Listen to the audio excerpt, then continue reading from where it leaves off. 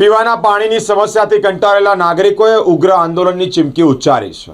શહેરના યાકુતપુરા વિસ્તારમાં મદાર મોહલ્લા અને એકલાસ મોહલ્લામાં પીવાના પાણીની સમસ્યા છેલ્લા ઘણા સમયથી છે। પીવાનું પાણી ચોખ્ખું નથી આવતું, ગંદુ આવી રહ્યું છે, દુર્ગંધવાળું આવી રહ્યું છે। ડોળું પાણી આવતાની સાથે જ નાગરિકો પરેશાન થયા છે। વારંવાર રજૂઆત કરવા છતાં પણ નિરાકરણ નથી આવતું। વોર્ડ નંબર 6 એક્ઝિક્યુટિવ એન્જિનિયરને વાતચીત કરવામાં આવી। લાઈન ચોખ્ખા પાણીની લાઈન તો ખોદવામાં આવી છે, પરંતુ તેનું પણ નિરાકરણ નથી આવ્યું। લાઈન ખોદાઈ ગયા પછી તો ચોખ્ખું પાણી આવવું જોઈએ ને, પરંતુ એ પણ નથી આવતું, જેને લઈને જ નાગરિકો ત્રાહિમામ પોકારી ઉઠ્યા છે। તેઓ કહી રહ્યા છે, એટલે કે અધિકારીઓ કહી રહ્યા છે કે આવતીકાલે સ્થળ વિઝિટ કરશે અને ત્યારબાદ નિરાકરણ આવશે, પરંતુ તેના સ્થાનિકો કહી રહ્યા છે કે જો નિરાકરણ ન આવ્યું તો ઉગ્ર આંદોલન કરીશું, તેવી પણ વિસ્તારના નાગરિકોએ એક ચીમકી ઉચ્ચારી છે। શું માંગ છે આપની? આજે વડોદરા શહેરના મ્યુનિસિપલ કમિશનર ઓફિસે રજૂઆત કરવા આવ્યા હતા, પણ બજેટના વિષયમાં એ લોકો મિટિંગમાં છે। પાણી પુરવઠાના જે રાઠોડ સાહેબ છે તેમને આજે આવેદનપત્ર આપવામાં આવ્યું છે। ખાસ રજૂઆત એ હતી કે વોર્ડ નંબર 6માં સમાવેશ વિસ્તાર યાકુતપુરા મદાર મોહલ્લામાં ગંદુ પાણી ડ્રેનેજનું મિક્સિંગ આવતું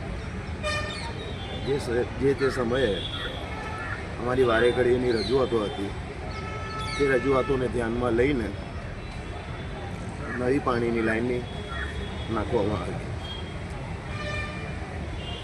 છેલ્લા 3-4 વર્ષ ઉપરાંતથી આ લાઈન ચાલુ કરવામાં ના આવી, જેની રજૂઆત વારેઘડીએ વોર્ડ નંબર 6માં અમે રજૂઆત કરતા હતા। પણ ત્યાંના એક્સ એજ્યુકેટ એન્જિનિયર ભાવિનભાઈ પરમાર તેમના તરફથી અમને ઉડાવ જવાબો આપવામાં આવતા।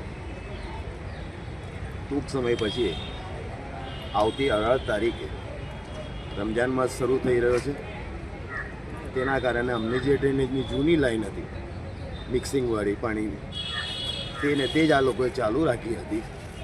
હવે અમે કીધું કે હવે નવી પાણીની લાઈન ચાલુ કરી આપો, તો કે તમારી વેરા પાવતી નથી, તમારા કનેક્શનો ઇલીગલી છે, જેની રજૂઆત અમે નિલેશ પરમાર સાહેબ જે એન્જિનિયર છે, ડેપ્યુટી એન્જિનિયર, તેમની સાથે વાત કરાવતા તે નિલેશભાઈએ પણ તેમને કહ્યું કે આખું વડોદરા ઇલીગલી કનેક્શનવાળું છે, તમે ચાલુ કરી દો, આ લોકોની એક સમસ્યા પૂર્ણ કરો।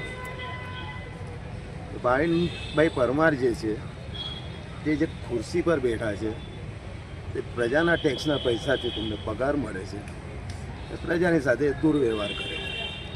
આવા એન્જિનિયરોને તાત્કાલિક ત્યાંથી ખસેડી મૂકવા જોઈએ, કારણ કે પ્રજાના હિતની વાત જે ના કરતો હોય, હર્ષ સંઘવી સાહેબે કહ્યું હતું કે જેમને કામ ના કરવું હોય તેઓ ખુરશી છોડે ને ચાલતા બને।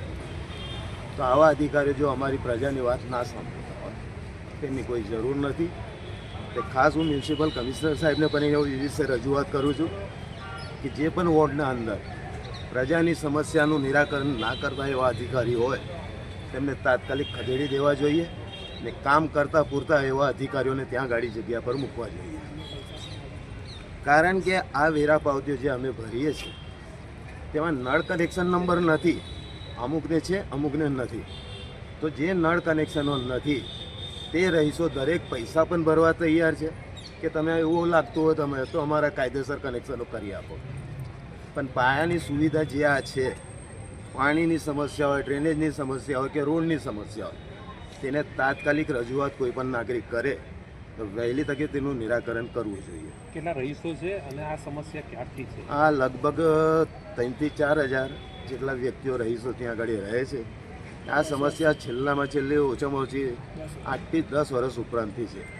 અત્યારે હાલ પણ ત્યાંના સ્થાનિકો બહારથી બીજે જગ્યાએથી પાણી ભરવા જાય છે, સવારે ત્યાંથી ભરીને આવે છે।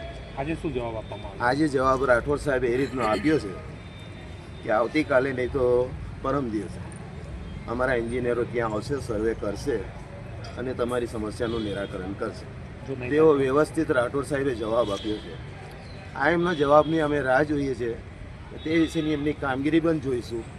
એના પછી નહીં થાય તો પછી ઉગ્રમાં ઉગ્ર આંદોલન કરીશું।